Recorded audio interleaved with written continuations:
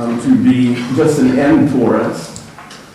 And let me remind you how you define the equivariant cohomology ring of a G action on a manifold M when the group G involved is an N torus. So the way that one does this, it's a recipe that goes back to Burrell in the 70s, is to do the following. Now, let me first of all make the slide like that. You take a topological space E, which has the property that this torus G acts on it in a free fashion, and also has the property that the topological space is contractible. Now, what you would like to do in defining the equivariant cohomology of a manifold M was simply to define it to be the equivariant cohomology, the ordinary cohomology of the manifold M divided out by the group action. Unfortunately, the quotient of a manifold by a group action can be quite a bad space. So the alternative proposed by Burrell is you take M, the manifold M, I'm sure that you take the manifold M, you replace it by a manifold which is topologically identical with M, namely the product of M with this manifold E. But since G acts freely on E, you can now take the quotient, and you get a reasonable quotient, and you define the equivariant cohomology to be the ordinary cohomology of this slightly more sophisticated quotient. This is the Burrell prescription.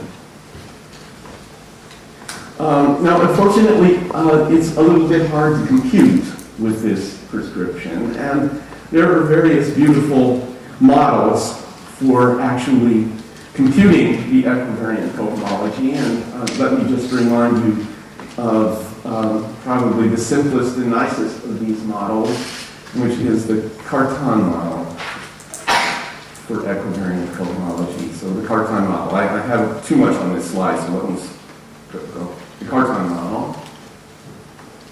So in the Cartan model, you define a kind of an equivariant Durand complex. And the definition is very simple, the definition of this complex. You simply define the elements of this complex to be maps of the Lie algebra of G into the set of G invariant differential forms on M. That's how you define it. But you require one small thing. You require that these maps be polynomial functions on the Lie algebra of G. So that's the definition of the complex. And then there is a very natural D bar, a Durand D operator on this complex, which is defined by this formula that I've written here. Let me just display that formula very prominently.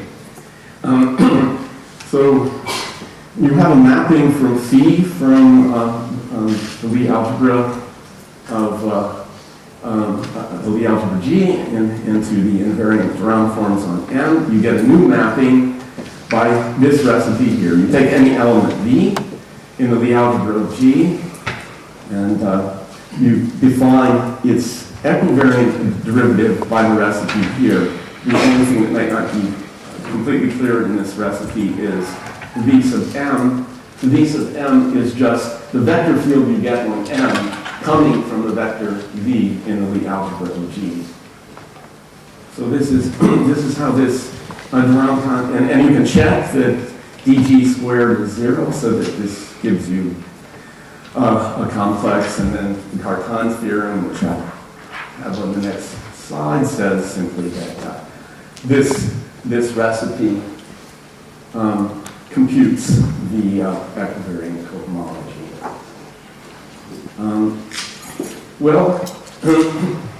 So what I want to concentrate on in today's lecture is combinatorial schemes for computing this equivariant cohomology.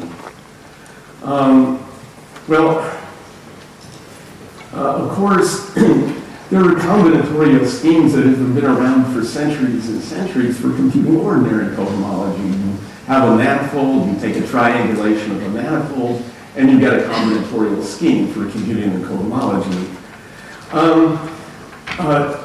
There are very different combinatorial schemes around for computing the equivariant cohomology. Perhaps the nicest and most interesting of these is a combinatorial scheme which was developed in the mid-90s by Goretzky, Kottwitz, and Pearson, a very beautiful combinatorial scheme for computing equivariant cohomology. Unfortunately, it only applies to a very restricted class of manifolds, but I'll mention that scheme a little bit later in the lecture because it's a very, very beautiful scheme, and it kind of motivates what I'm going to do. Another combinatorial scheme, which is the scheme that I'm mainly going to focus on today, comes out of some very beautiful work of Yael Karshon and Victor Ginsburg back in the mid-90s. They developed a theory of what they called assignments, a combinatorial scheme associated with group actions on manifolds. And what I'm going to be talking about today is some results associated with this theory of assignments that Victor and Yael. Okay, so let me begin by fixing this notation. The notation is sort of obvious. For a point on a manifold, you have the isotropy group of the point, and you have its Lie algebra, and you multiply big G of P, the isotropy group of P, by little g of P, for Lie algebra of big G. So, well now, let me describe a very important coset that exists whenever you have a group acting on a space. And I'll define it carefully on the next couple of slides. So take a subtorus of G and take its Lie algebra. And let strip PMK be the connected component of the set of all points P and M for which the stabilizer algebra of P is the Lie algebra of K. So this is a finite collection of, let's assume M is compact for simplicity. Then this is just a finite collection of manifolds. And now fix an integer R and let PR of M be the union of all the PMKs where the codimension of K is less than or equal to R. So for instance, P0 of M is just the set of fixed points. The fixed point sets, P1 of M, well, I mean, it's clear. The biggest of these sets is the set you get when you take R equal to N, which is the dimension of the torus itself. I'll call that strip P of M. That set comes with a name. Here is the name of this set. The official name for this set of submanifolds of M is the infinitesimal orbitite stratification of M. And it is a stratification of M because every point lies in one of the strata, lies in one of the sets. Well, first, a few stupid remarks.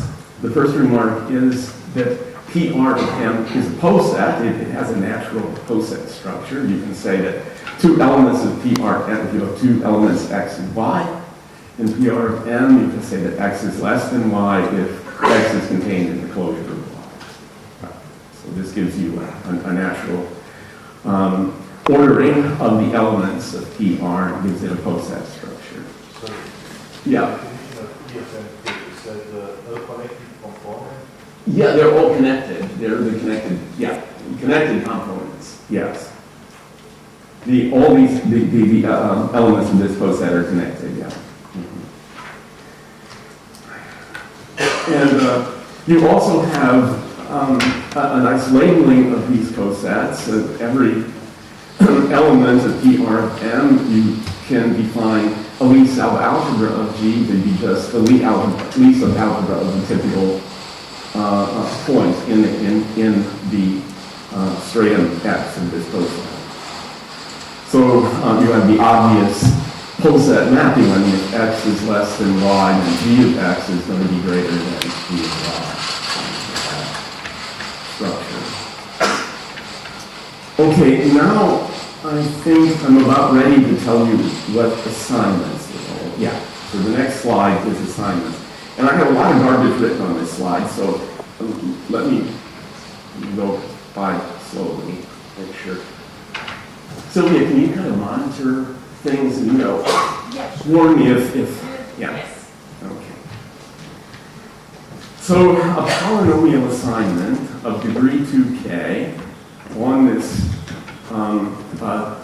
Poisson PR of n, it's just simply a function in which to each, well, I'm going to read from the slide, to each stratum x assigns a homogeneous polynomial of degree k, a homogeneous polynomial map from g of x into the complex numbers, and such that there is a compatibility condition. And the compatibility condition is a very obvious one.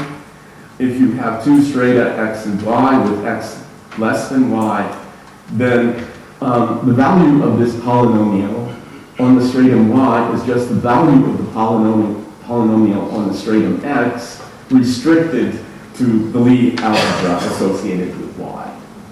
So again, to repeat, a polynomial assignment is just a polynomial function on the strata of this coset that satisfies this very obvious compatibility condition. Okay, so that's what one means by polynomial assignments. What polynomial assignment is about. So some notation, I'll denote the set of these polynomial assignments of degree k by a script a, subscript r, to remind ourselves what the particular poset is, and then I'm putting a 2k here instead of a k for reasons which will be obvious in a minute. And then from these spaces, one gets a graded ring. You can always take any of these two polynomial functions on each straight and multiply them together. And this gives you a graded ring. And so this, we'll denote this graded ring by script A sub r of mg. And for r equals n, that's the biggest of these posets, we'll just simply denote it by script A mg. So this is assignments. Okay, now a few important remarks about this assignment business. First of all, this theory, incidentally, did I go too fast on this slide? I have a lot of stuff on this slide, and I zipped here, and then it was okay. Yeah, at some point I'm just going to let Sylvia take over.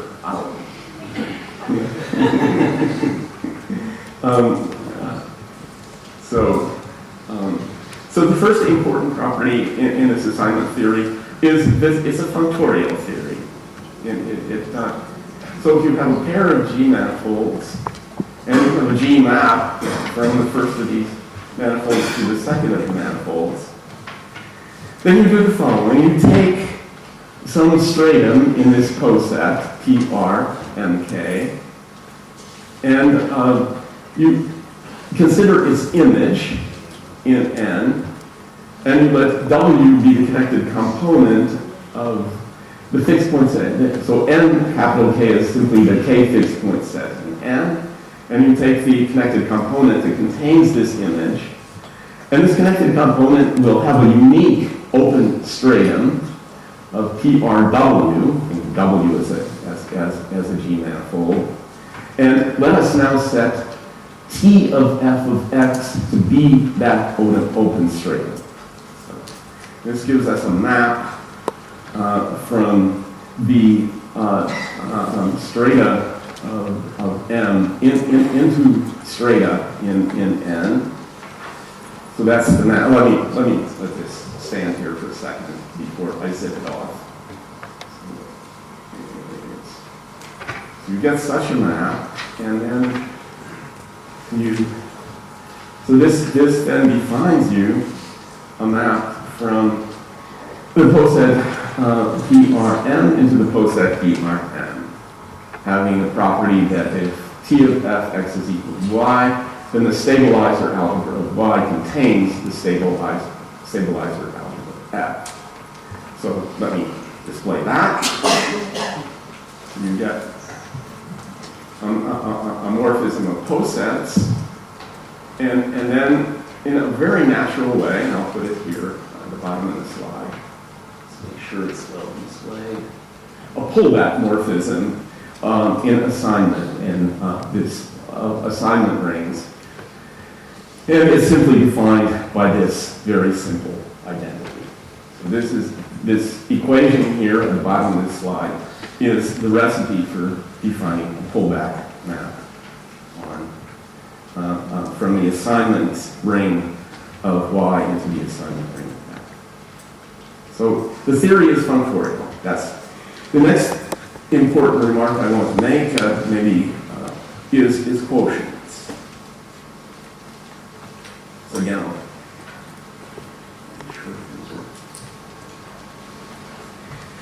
so take a subtorus of G, and let's suppose that subtorus acts freely on M. Then, of course, the quotient of M by K is a nice G over K manifold. And it turns out, it's a sort of very obvious map, but maybe I won't take the time to define it right now, is that there is then a completely natural isomorphism of rings that associates the ring A subscript R on M with ring A subscript S on M over K, where the relation between R and S is given by this identity here. So this theory of assignments has a very nice quotienting property. Well, then finally, the last and most important of these kind of obvious remarks about assignments, and this will be the end of the first part of this talk. You're going to be in luck. I think this talk is going to end in another 20 minutes. Maybe I'm running these slides by you a little bit too fast. Eckhart, do you think that... Actually, is it okay if the talk ends in about 40 minutes? Is that legal? Okay, I just noticed. I've now run through half my slides. Well, anyway, maybe I'll go a little slower. I'll run the slides by you a little bit more slowly. Slowly. Assignments in cohomology. This is really a key, and I'll take some time to explain this business. But I claim that there is a natural, completely canonical ring homomorphism that takes you from the equivariant cohomology of M into this assignment ring. So this is taking a topological object and mapping it into an object that's purely combinatorial. It's a very interesting map. And let me tell you how it goes. Slowly. So let's take an element of this equivariant Durand complex. And remember what these elements are. They're homogeneous polynomial maps from the Lie algebra of G into the equivariant Durand forms on M. Eckhart, here, you look. It's okay. If anything is...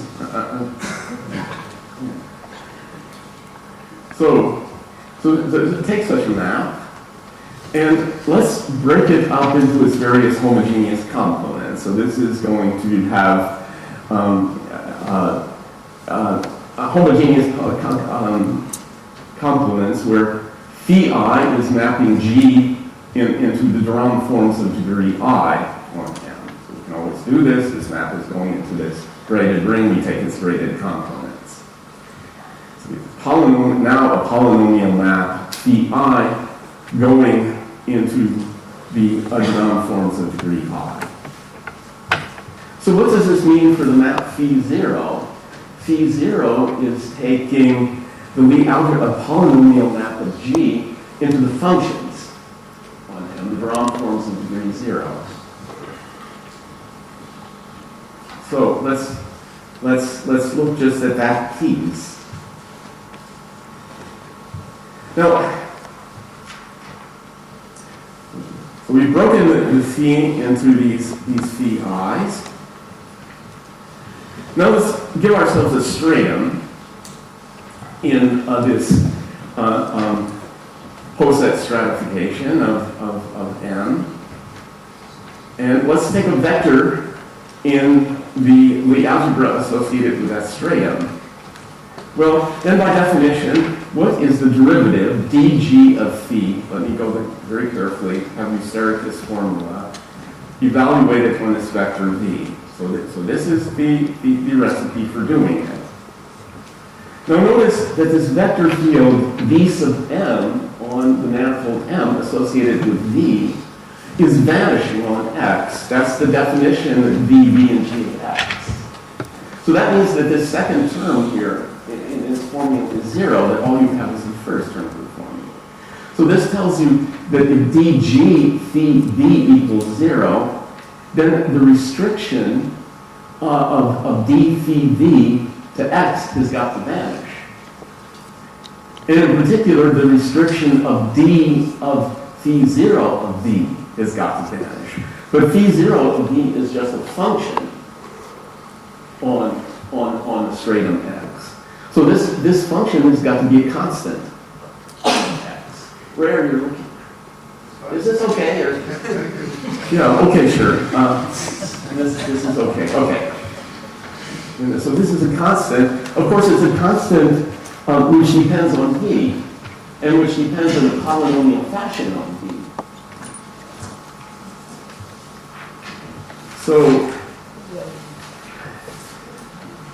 So we can define, therefore, an element, A, element of this ring, by letting A at X be the polynomial function. V, G of X goes into phi 0 V restricted X. This gives us a nice polynomial function on X. And it's easy to see that this automatically satisfies the compatibility conditions.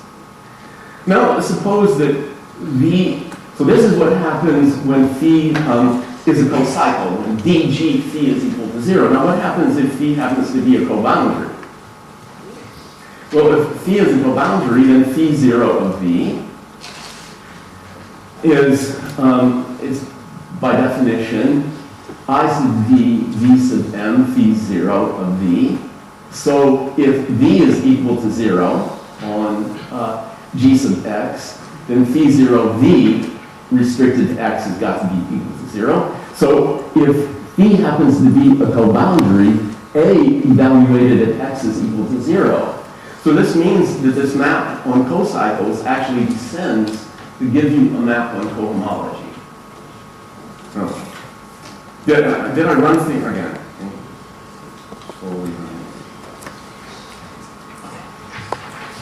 So we've got this. So the moral of this is that you have an intrinsic ring morphism that takes you from the equivariant cohomology ring of M into this assignment ring. And for each R, you have these various assignment rings.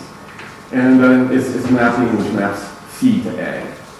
Okay, so that's the first part of this talk. Let me see if I'm, yeah, okay. Maybe I'll actually milk an hour out of this talk. I'll see. The second half of the talk is properties of this mapping gamma. One ring which is very, very interesting, the equivariant cohomology ring, and you have this other somewhat bizarre combinatorial object, the assignment ring. And we have a natural map of one to the other, and we'd like to know something about the properties of this map. Well, okay, now notice this wonderful little phrase at the bottom of the slide. Parentheses modulo some subsidiary conditions, end of parentheses. Okay, well, okay, subsidiary conditions, what does Victor mean by subsidiary conditions? Subsidiary conditions. Okay, to make life as simple as possible for us, we'll assume that M is a compound Hamiltonian G manifold, and this fixed point set is finite. Of course, I can weaken this enormously, but since this is a Poisson conference and we're all symplectic geometers, this is a perfectly acceptable assumption. Okay, now a whole lot of results. So the first theorem in this business is that the restriction map, that under these assumptions, the restriction map from this ring of assignments of degree R, at level R, into the assignments of level 0, that is just the fixed points, is an injective map. That's the first assertion. That's the first assertion. And that depends a little bit on the symplectic geometry. Here's the proof. So the proof is that if you take some stratum in script PRM, this is the open piece of a fixed point set component. So its closure is a compact Hamiltonian G manifold, and therefore the fixed point set. We know that for compact Hamiltonian G manifolds, the fixed point set has got to be non-empty. And so it's non-empty, so there is some point in the fixed point set. And you can think of this point as, by definition, being an element of P0 of M, a zero stratum, something that's fixed by all of G. And it sits inside of this X. So this implies, in this post-set terminology, that P is less than X. So for any A in this ring ARMG, A evaluated at X is equal to A of P restricted to G of X. And that proves the injectivity. So A at X is determined by A at P. That proves that this is injective. So this is the first kind of result. The second is a somewhat similar result. It's that the mapping from the equivariant cohomology ring of M into A0 MG is injective. Now that actually implies that the mapping of the equivariant cohomology ring into AR MG is injective, because the map from AR MG to A0 MG is injective. So the map of gamma in all these assignment rings is injective. Here's the proof. Well, since MG is finite, HG of MG, the HG of the fixed point set, is just essentially, more or less by definition, the ARMG. So they're just basically the same rings. So this is just a reformulation of the pure line injectivity theorem, which says that the mapping that for any manifold that satisfies my subsidiary conditions, the mapping from HGM into HGMG is injective. That's this second theorem is just the pure line injectivity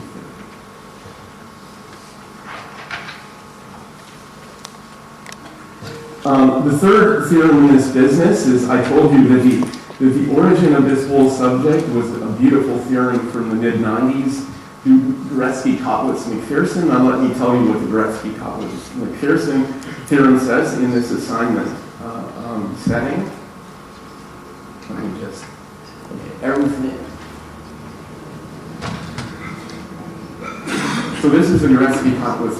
Let's suppose that the strata of P1 of M, remember P1 of M, they are the fixed point sets for codimension 1 subtori of G.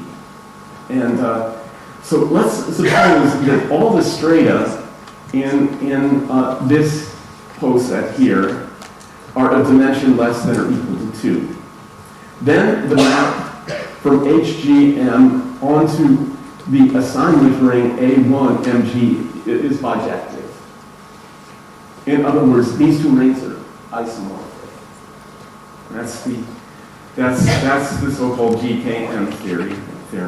It's in some sense the starting point for all the stuff that we discussed.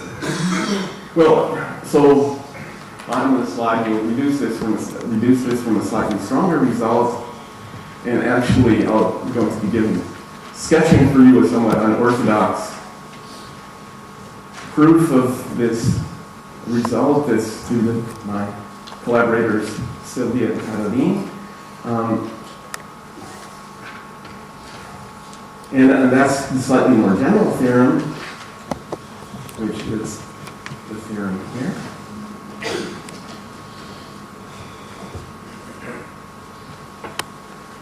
So let's assume that all the strata in this coset P1 of M are of dimension less than or equal to 2D. Then the map from equivariant cohomology in dimension 2K into the assignment ring A1, 2K, is bijective for 2K greater than or equal to 2D. And this implies Goretzky, Koplis, and Pearson because the only, in their case, 2D is going to be 2, and so you have bijectivity in all dimensions except 0, but you automatically get bijectivity in dimension 0 because it just copies these complex numbers. Okay.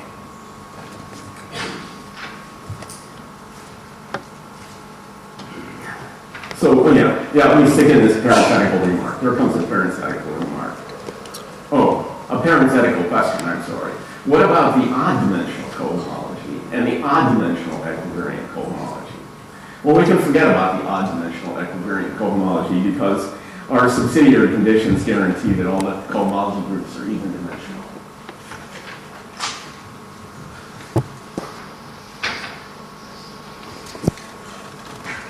So, but now to prove this theorem, I'll need a couple very standard results in equivariant cohomology that I'm just going to have to assume without proving.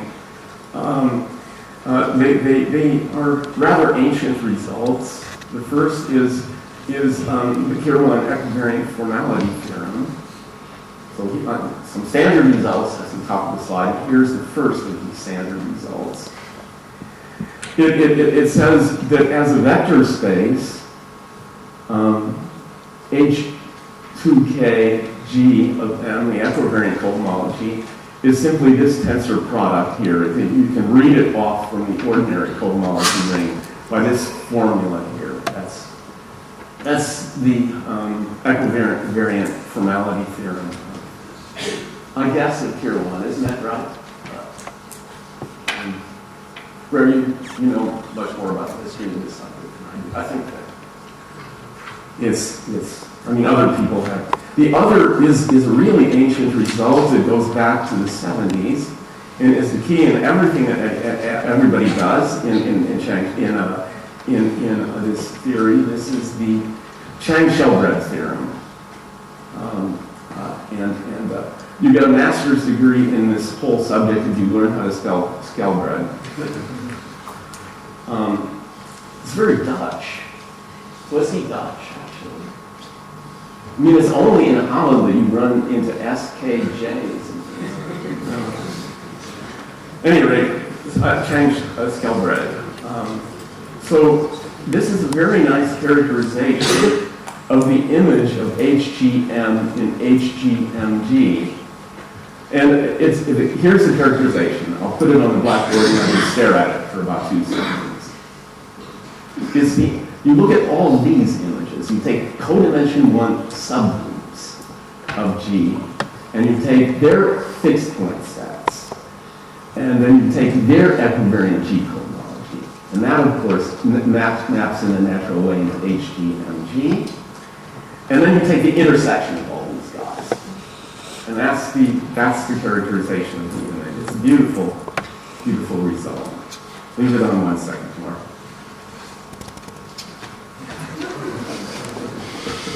Two seconds more. Maybe 3 seconds more.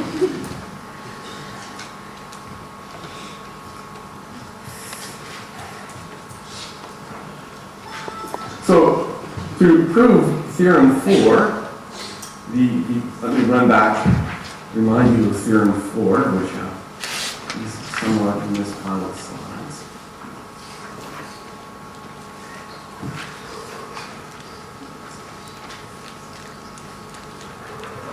So to prove theorem 4,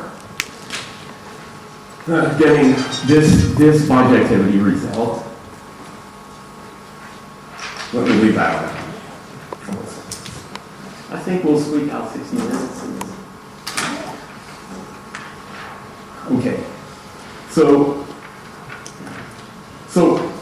to prove theorem 4, it suffices by Chang-Shelburne to prove the following: that for every codimension 1 subtorus H of G, this map H2KGM into this ring here is bijective for any H. This is going to be bijective when a 2K is greater than or equal to the dimension of M sub H. In that theorem, since H is a codimension 1 subgroup of G, the action of G on M sub H is effectively the action of the circle group G over H. And this is essentially as a manifold, a circle group manifold. So this theorem 5 translates very, very simply into the, so that's what I'm saying on the next slide. Moreover, since the action of G on MH is effectively a circle group action, theorem 5 reduces to the following theorem about circle group. You can easily translate it into a circle group theorem, and the circle group theorem is this, theorem 6. Let G be a circle group for the moment.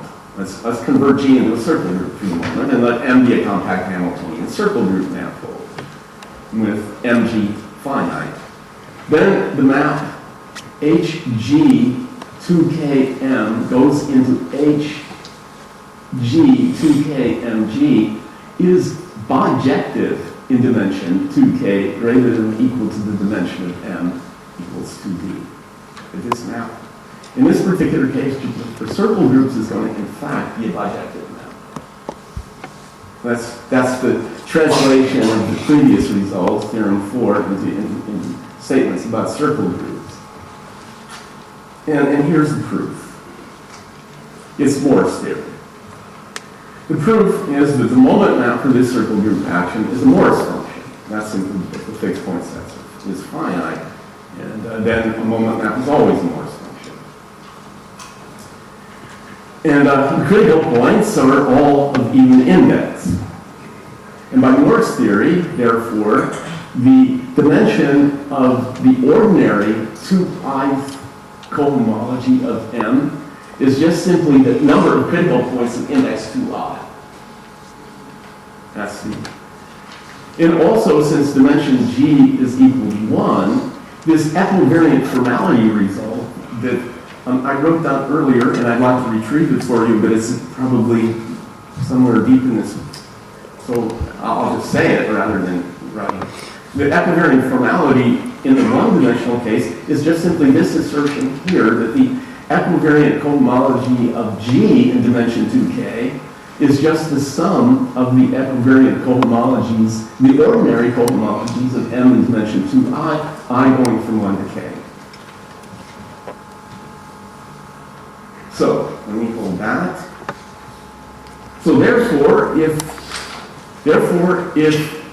2k is greater than or equal to 2d, this tells me simply that from the Morse theory result that I quoted earlier, that the dimension of H2mg is just the number of fixed points.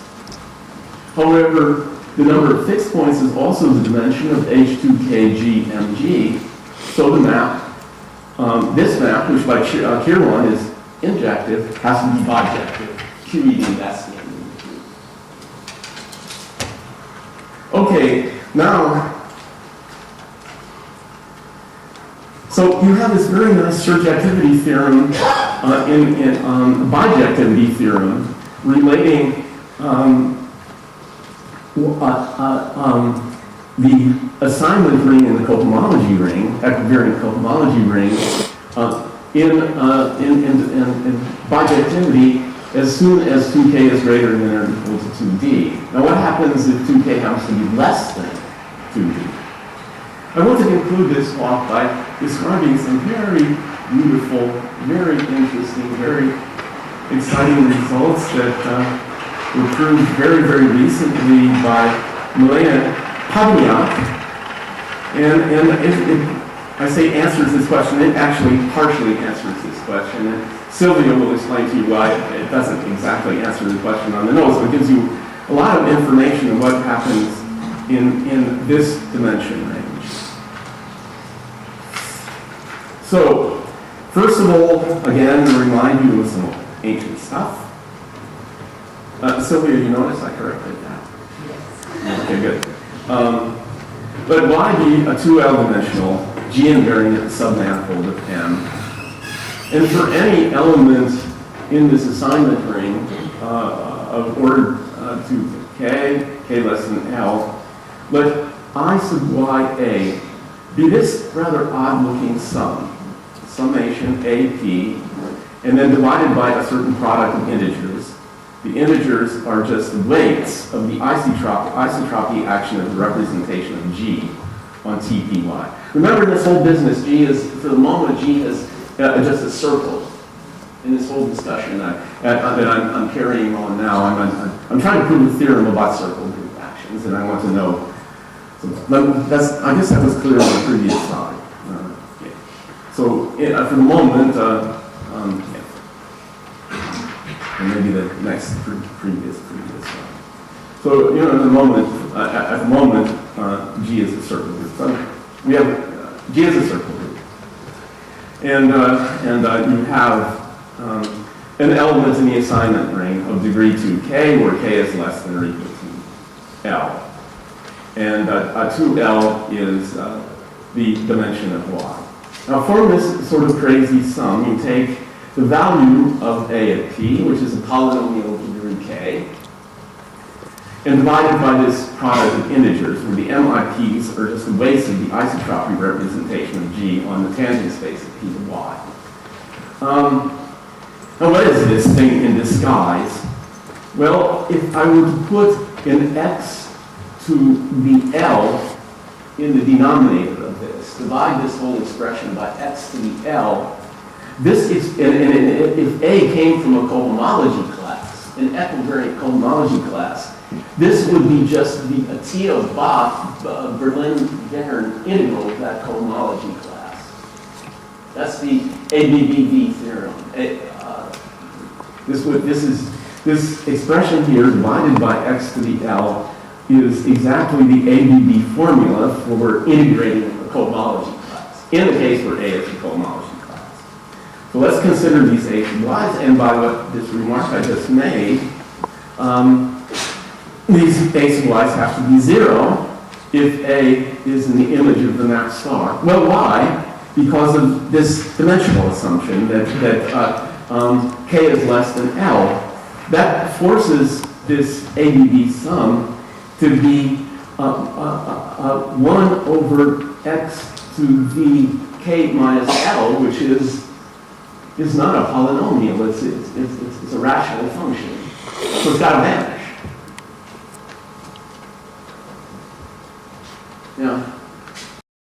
Yeah, okay, so see about this has got to vanish.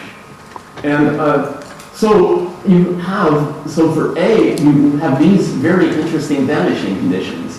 If this assignment object here happens to come from a cohomology class, then all these expressions here on this previous slide have got to vanish. So you have these collections of conditions. Of course, these conditions only appear in this dimension range where k is less than or equal to d. But in that dimension range, you have all these vanishing conditions that have to be satisfied. And what Milena shows is that you can make an appropriate choice of these y's such that these conditions characterize the range. So for circle actions, you have these conditions. I'll call them the Milena conditions. Okay, and then her general result is she combines this with Chang-Shelbrett to show that if G is, so this result, which is true for G being the circle group, and combining it with Chang-Sheldrake, you get this very, very beautiful theorem. That an element of the assignment ring is the image of an element in the equivariant cohomology ring if A restricted to every one of these M sub H spaces. H is going to be a codimensional subgroup. You take A restricted to M sub H, and you require that it satisfy the Milena conditions for every H, and that's a complete characterization of the image. Well, okay, that's the end of my talk, except that I want to make one comment. You're not in luck. We still have 10 minutes to go. I'm sorry.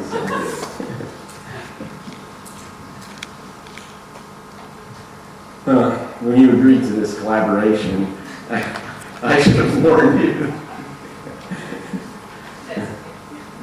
So, but I haven't really explained. So these Milena conditions depend upon selecting certain submanifolds of Y of, so you have a circle action and on a manifold. You have a Hamiltonian circle manifold, and the Milena conditions depend on selecting certain submanifolds of that manifold M is now a circle, Hamiltonian circle manifold.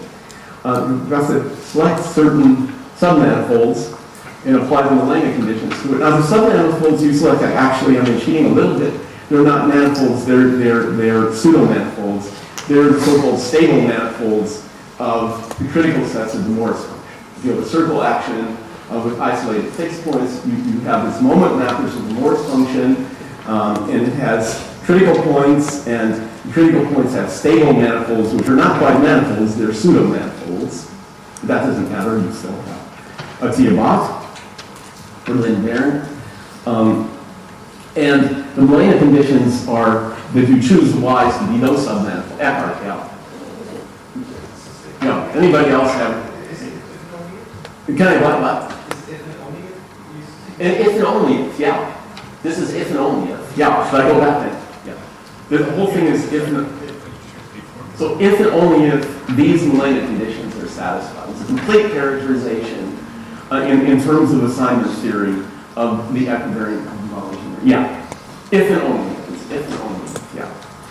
Now, so what is left is simply to understand. You have to understand quite a few things. You have to understand what these stable manifolds are. One very, very important thing that enters into these Milena conditions are the weights of the isotropy representation of the circle group on the fixed points. This is very, very important data that comes into these conditions. And all these things have to be understood. And it's only maybe in the last 5 or 6 years that people are beginning to understand these kinds of predictions. The problem is known in the literature as the symplectic Petrie problem, how to compute all the complicated data that is associated with Hamiltonian circle actions. And I am fortunate to have a colleague and a collaborator. Well, do you think you can get out of there? Yes, I have to, right? Well, I'm sorry, Sylvia. Who has just written a very exciting, very nice paper that addresses a lot of these issues. And Well, you want to see what she well, okay, sure. Okay, so I need some talk. So great, I didn't really prepare this part, but I will try to do my best. So the problem is the following. So what Victor was explaining is actually a little bit more complicated because what one needs to do is actually to introduce some classes which I would call canonical classes. So we start from our manifold, symplectic manifold, M omega psi, where psi is my moment map. And so the existence, so I would like to associate a canonical basis for the equivariant homology. So here I have an S connection. So So what I would like to construct is a canonical basis for the equivariant homology ring. And, well, one way of having such a canonical basis is by looking at classes which I will call tau p.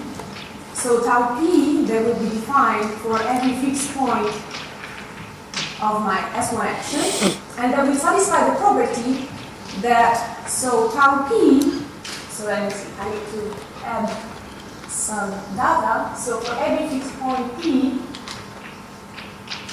I will denote by lambda p to be the number of the negative weights of the S1 representation on the tangent space at p of n, since my action on this tangent space will just look like something like this. W, I will call this W P1 Z1, W lambda to the W Pn Zn, where this is a multi-set of integer. So these are just integers. And they are not zero because I'm just assuming isolated fixed points. So this lambda p is the number of the negative weights, and I will denote by lambda p not minus to be the product of these weights. And so what I would like to say is to introduce this canonical basis which will satisfy this property. So first of all, this tau p is an element of exactly degree 2 lambda p, and it lies in the equivariant homology of n, which are coefficient, and I would like this lambda p at p to be just lambda p minus, which is just the equivariant or class of the negative normal bundle to p, and I would like this vanishing condition. So I would like these classes to be 0 every time q is another fixed point, which is not p, and lambda q is less than or equal than lambda p. So these classes were basically introduced, well, they were introduced by Guillemin and Tolman, but they are based on the idea that Victor and Katalin Zara, they worked on these classes for GKM spaces, and Guillemin and Tolman introduced these canonical classes for Hamiltonian manifolds. So these classes are unique. Whenever they exist, they are unique. And they do not always exist when the action is the action of a big torus, but for S1 actions, they always exist. So the condition that Victor was explaining to you before, so suppose now that I have a bunch of polynomials attached to each fixed point of degree, each of degree 2k.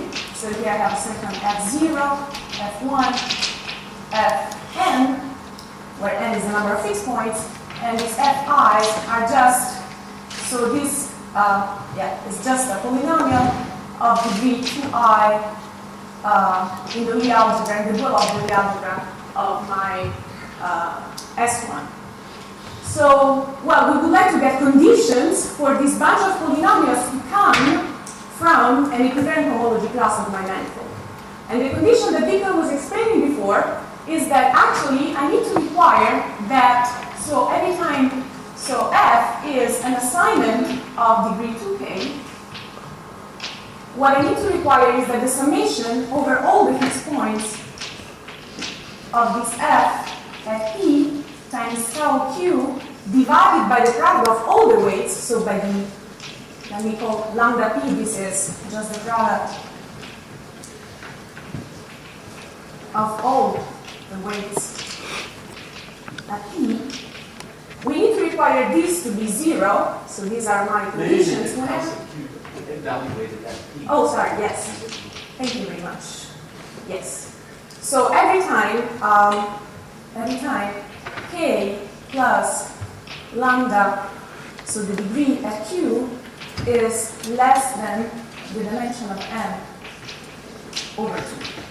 Which are, of course, necessary conditions because this is just, so if f comes from a class of the equivariant homology, this is just the integral over m of f times tau q, which needs to be 0 if the degree of the homology class is not big enough, if it is not equal to the dimension of n.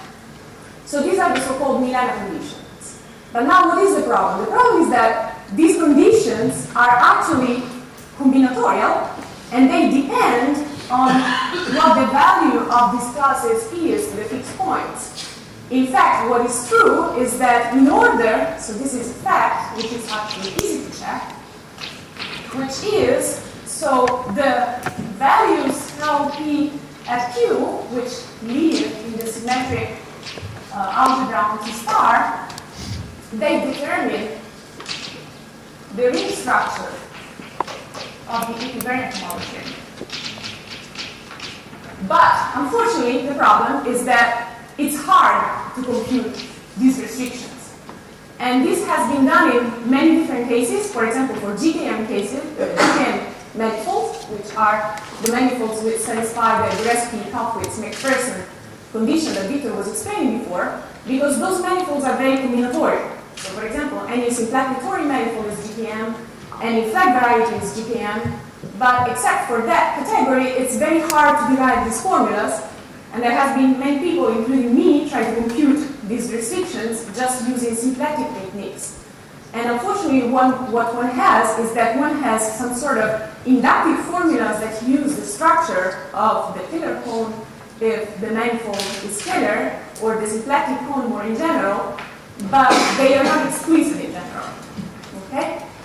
So now, let me just mention two related problems. So the two related problems that I want to mention, which are related to that problem, are the following. So the first problem is, so given a certain symplectic manifold of a certain dimension, so I'm giving the dimension of n, and I'm giving the number of fixed points. So the question is it possible to characterize all the possible isotropic representation, which I'm not going to write, so all the possible S1 representation on the tangent space restricted to the fixed point set, which I assume it to be discrete, okay? Because one might, well, there are, of course, necessary conditions to be satisfied, and can one tell them all, okay? Can one characterize them all? So this is the first question, and the second question is, given this data, so given this S1 representation on the tangent space to the fixed points, is it possible to characterize all the possible homology rings that can arise? And since my manifold is symplectic, what I would also like to do is to characterize all the possible equivariant Lie classes of my manifold, of the tangent bundle, of course. And this is the part which is related to what Tolman calls the symplectic analog of the Petrie conjecture, which means, well, in the symplectic analog of Petrie conjecture, you are assuming the simplest situation possible, which is minimal number of fixed points. So minimal number of fixed points means that for a symplectic manifold with a Hamiltonian action, and the manifold has dimension 2n, the number of fixed points is exactly n plus 1. So basically you are requiring the Betty numbers to be the same as the one of CPN, but you want to go farther. You want to really characterize all the possible homology rings that can arise. Because a manifold with the same Betty numbers of CPN is not necessarily diffeomorphic to CPN. So as I was saying before, the second problem is related to determining these restrictions to the fixed points. And this is not always doable. But it can be done in the situation in which the number of fixed points is mean. So Tolman solved actually this problem around, I think, 2009.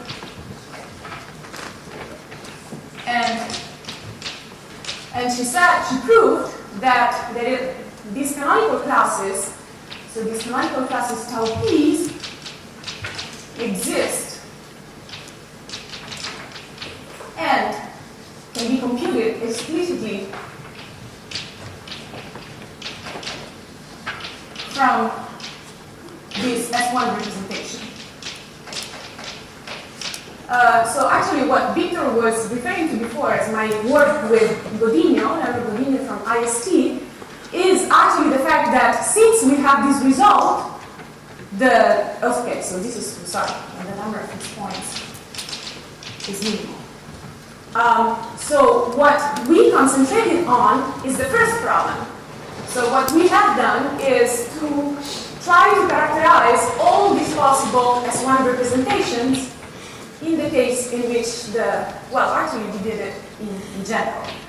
And so our result is that we gave an algorithm, so we actually used Mathematica and C++ to derive a certain number of equations which determine linear relations among the multi-set of integers that characterize the S1 representation to each fixed points.